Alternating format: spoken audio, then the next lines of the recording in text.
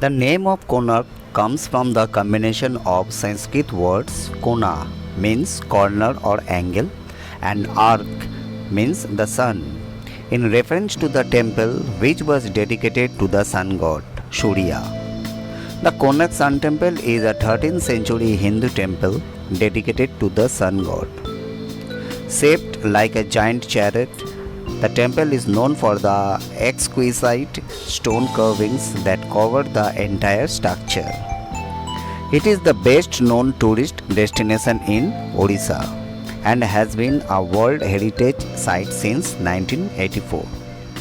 It is located in the village of Konark, which is 35 km north of Puri on the coast of the Bay of Bengal.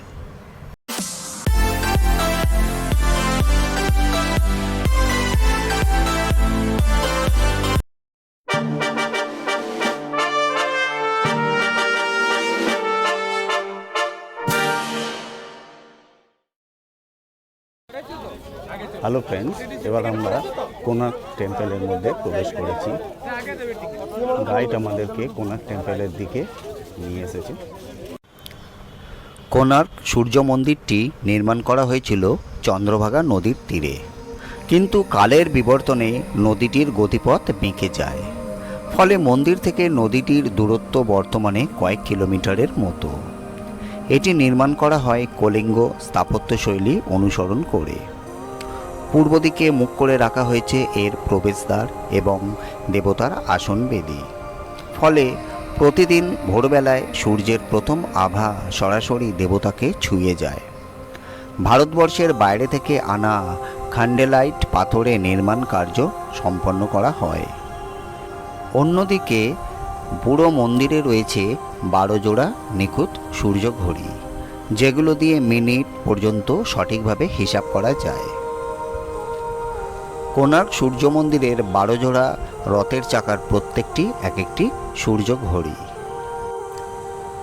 মন্দিরের মূল প্রবেশপথেই দর্শনার্থীদের দৃষ্টি আকর্ষণ করে দুজন অতিকায় প্রহরী। না, জীবন্ত কোনো প্রহরী নয়, যুদ্ধের হাতিকে পিষে ফেলতে থাকা দুটি বড় বড় সিংহ মূর্তি, যারা প্রতীকী অর্থে পাপ আর অসত্যকে বিনাশ করার প্রতীক। তবে এই অর্থটি আধুনিক কালের। এর মূল অর্থ হচ্ছে বুদ্ধ ধর্মের প্রতীক হচ্ছে হাতি, তার চেয়ে হিন্দু ধর্মের সিংহ শ্রেষ্ঠত্ব নিদর্শন করছে। তবে উপর থেকে দেখলে সম্পূর্ণ মন্দিরটি একত্রে সূর্য দেবতার শ্রেষ্ঠত্ব আর মহিমাই প্রকাশ করে। সিংহদ্বয়কে পেরিয়ে সিঁড়ি বেয়ে উপরে উঠলে মূল মন্দিরে প্রবেশের পূর্বে দেখা মিলবে একটি নত মন্দিরের। কোনার্কের এই সূর্য মন্দিরটি প্রতিষ্ঠার প্রাথমিককালে এ মন্দিরে নর্তকীরা নৃত্য পরিবেশন করত দেবতার সন্তুষ্টির জন্য। এরপর ভেতরে প্রবেশ করলে পুরো মন্দিরের প্রাচীর দেয়ালগুলোতে চোখে পড়বে জ্যামিতিক প্যাটার্নে অঙ্কিত ফুল ও অন্যান্য নকশা। তবে দেয়ালে যে কারুকার্য অধিক নজর কাড়বে তা হল কামার্ত নরনারী ও দেবতাদের যৌনকর্ম আর প্রণয়ে ছোট ছোট চিত্রকর্ম। প্রতিটি খোদাইয়ে প্রাচীন কামাসূত্রের আদ্যপ্রান্তই যেন চমৎকারভাবে ফুটে উঠেছে। এ ব্যাপারে একবার বিশ্বকবি রবীন্দ্রনাথ ঠাকুর বলেছিলেন, এখানে পাথরের ভাষা মানুষের ভাষাকে হার মানিয়েছে। 7টি ঘোড়া টেনে নিয়ে যাচ্ছে 12 জোড়া সুসজ্জিত চাকার ওপর অবস্থিত সূর্য দেবতার রথ। এরকম চমৎকার নকশায় এ মন্দির তৈরি হয়েছে 13 শতকের দিকে। ইতিহাসবিদগণ মনে করেন পূর্ব তীরের গঙ্গা রাজবংশের রাজা প্রথম নরসিংহ দেবী এ মন্দিরটি নির্মাণ করেছিলেন। আনুমানিক 1250 খ্রিস্টাব্দে শেষ হয়েছিল এর নির্মাণ কাজ। অভিজাত মননে নির্মিত এ মন্দিরের ত্রুটিহীন পরিমাপ, নকশা আর চোখ ধাঁধানো সব পাথুরে খোদাই কাজ যুগে যুগে মধ্যযুগীয় স্থাপত্যকলা ও নির্মাণ শৈলীর জয়গান গেয়ে চলেছে। পুরো মন্দির জুড়ে হাজারো ভাস্কর্যে ফুটে উঠেছে যেন পুরো মধ্যযুগীয় ভারতের চিত্রই। নরনারীর প্রেম, ঝগড়া, বিরহ, বিচ্ছেদ, কলহ কিংবা রাজদরবারের চিত্র, রাজকবির গান, নর্তকীদের রাজসভায় নাচ, আর যুদ্ধ ময়দানের হাতি, ঘোড়া, তীর, বর্ষা, বর্ম পরিহিত সৈন্য, স্বর্গে মদ্যপানরত দেবদেবী, আর আকাশে উজ্জ্বল চাঁদ সূর্য সবই আছে সেসব ভাস্কর্য আর খোদাই করা চিত্রকর্মে। কামোদ ভাস্কর্যের জন্য কোণার্কের সূর্য মন্দিরের জুড়ি মেলা ভার। মানব জীবনের আদিম প্রবৃত্তিকে পাথরের মাঝে এমন সাবলীলভাবে ফুটিয়ে তোলায় এই মন্দিরটি শুধু উড়িষ্যায় নয়, পুরো ভারতেরই সবচেয়ে সুন্দর মন্দিরগুলোর একটি। Purpose of building Konark at this place.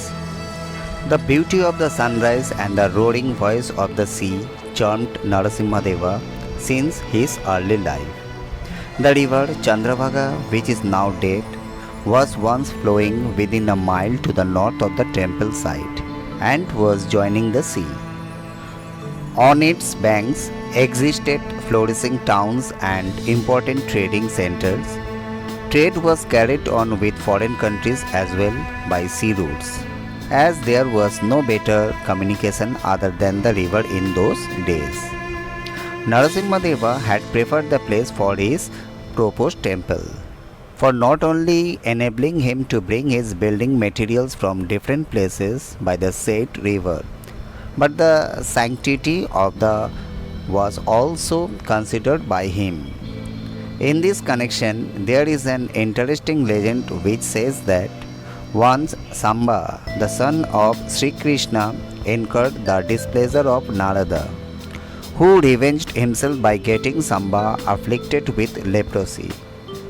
Ultimately, when Samba was found innocent, he was advised to practice penance in the Maitri forest for 12 years to please Surya to cure him of his disease. He acted accordingly, and after the prescribed period, the sun appeared before him and asked to recite the 21 different names of the deity. Next morning, when Samba was taking his bath in Chandrabhaga, his hands came in contact with something in the water. He immediately lifted it up and saw an image of Surya standing on a lotus pedestal, holding two lotuses in his both hands. He carried the image to his ashrama and installed it in a temple built by him. Samba was, however, completely cured after some time by worshipping the deity.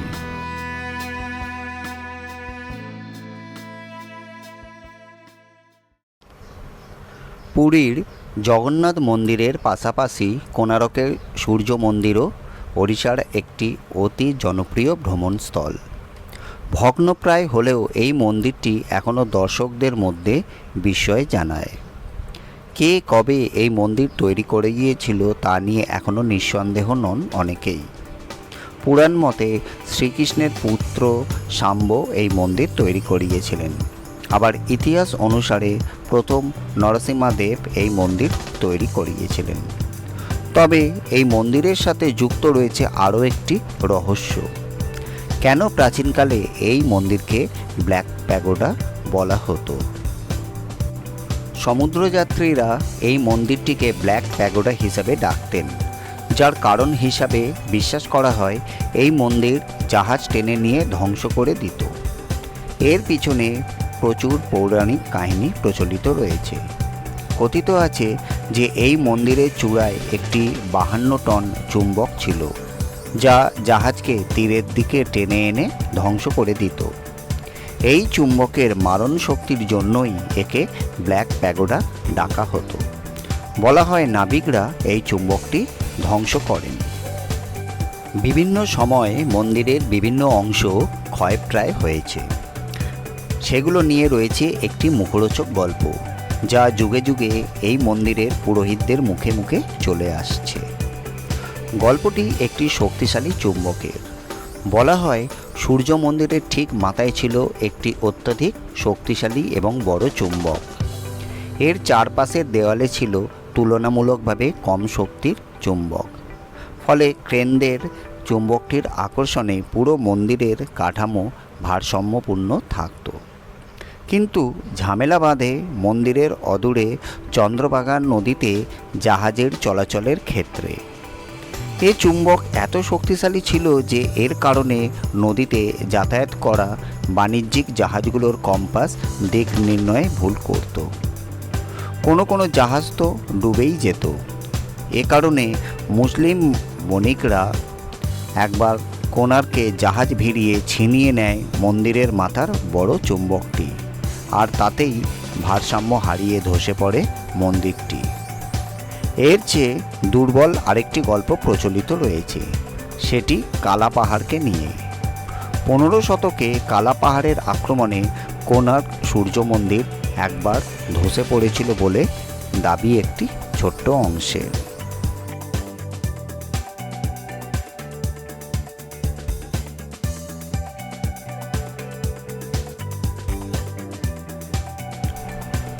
The ancient story said that the idol of the sun god was made of Ashtadhatu, an alloy of 8 metals. This was suspended in mid-air balance by the magnet.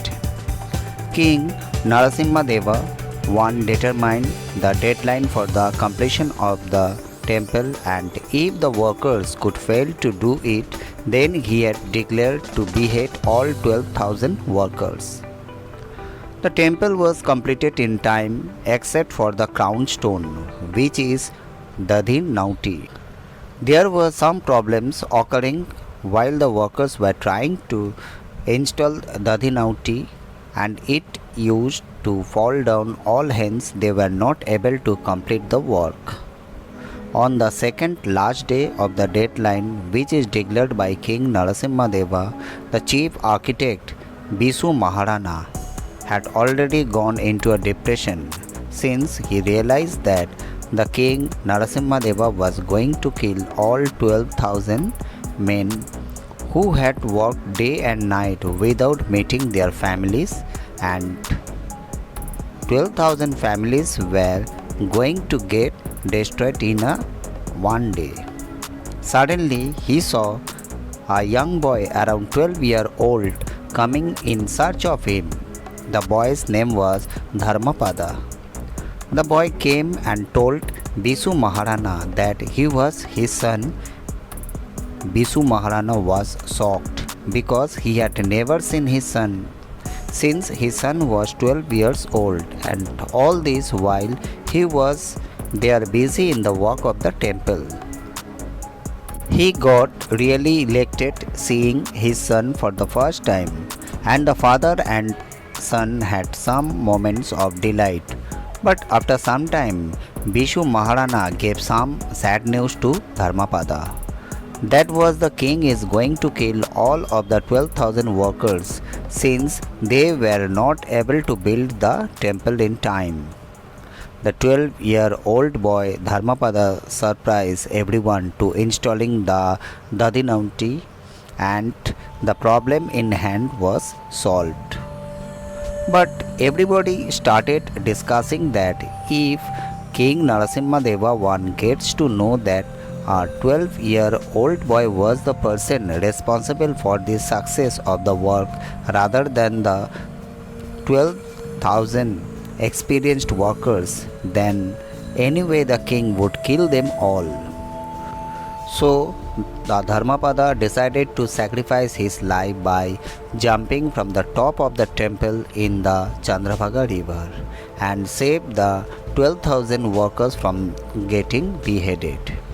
Since that time, the temple became unholy with the death of Dharmapada. Sun god never worshipped there. The myth says that Dharmapada was an avatar of the sun god who comes to break the ego of the king. The temple is replete with couples engaged in coitus in varying positions. The flexibility of the muscles of the body of both the man and wife engaged in coitus is proof of the fact that the knowledge of human anatomy and its prospects were not an unexplored subject in 13th century AD. Of the 24 wheel, there are 8 night wheels that depict 8 sexual postures, each different from the other. However, not all carvings are erotic in nature. For example, the analingus performed by a dog on a woman's vaginal and anal area is not for her pleasure. A dog's saliva has antibacterial properties, and the cunnilingus performed by it is to cure diseases such as gonorrhea. Similarly, a woman is seen treating her genitals to the fumes ensued by burning mango or neem wood as an antiseptic after childbirth.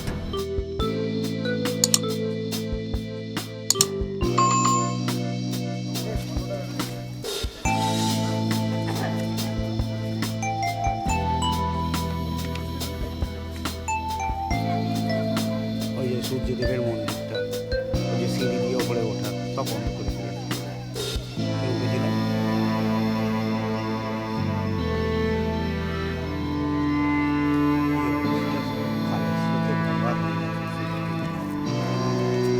আর থাকবে না, উপরে সব শেষ হয়ে গিয়ে।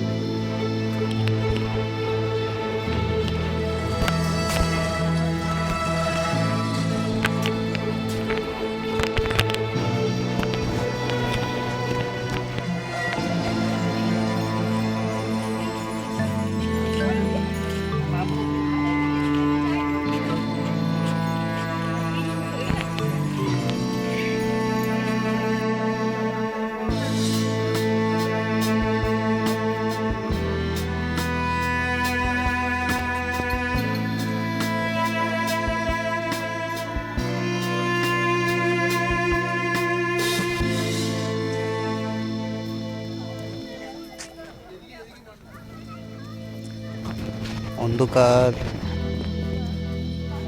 সময় কোণার্কের রূপ যেন আরও খুলে উঠেছে। দেখে মনে হচ্ছে যে প্রাচীন যুগে চলে যাওয়া হয়েছে।